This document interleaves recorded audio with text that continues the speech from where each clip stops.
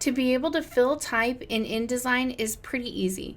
Basically, all you have to do is create your text, go to type, choose create outlines, and then go to file, place, and place your image into that text and then resize it. But before I actually show you how to do this, I wanted to cover something that isn't covered in the book. How do you actually add a picture to two different pieces of text simultaneously? And this works really well when you have two different font styles. So that's what I wanted to show you, give you a little bonus information with this tutorial video.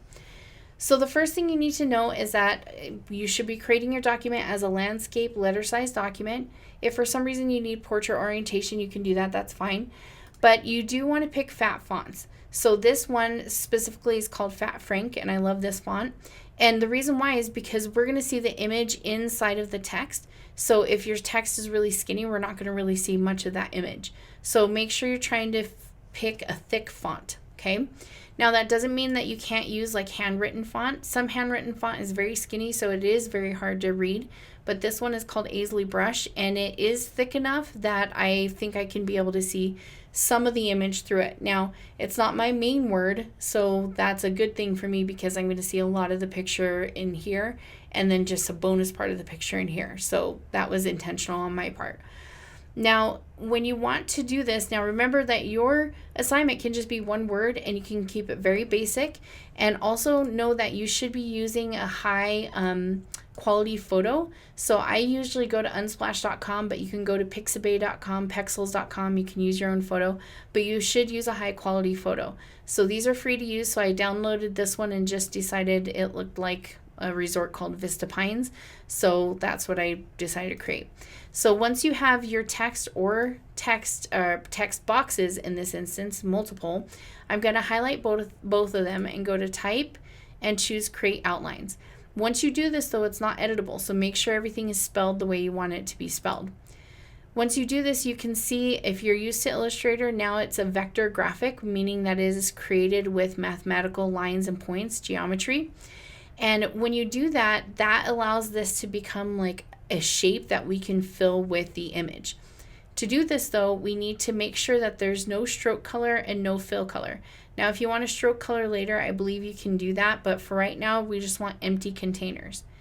And if we want to place the picture, what it's going to do right now is it's going to place the picture in the first word and then place it again in the second word, which is not what we want. I want to have one continuous picture through both words. So in order to get that to happen, this is the bonus part that the book didn't cover. We're going to go up to, oh, I always forget.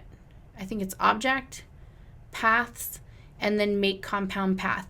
This is something that you learned if you were in the Adobe Illustrator class as well.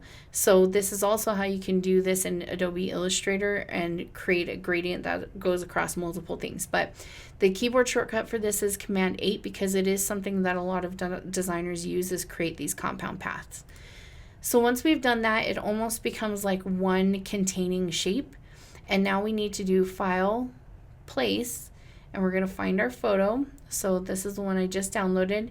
I like to choose Show Import Options. It doesn't matter. You can have that unchecked if you want to.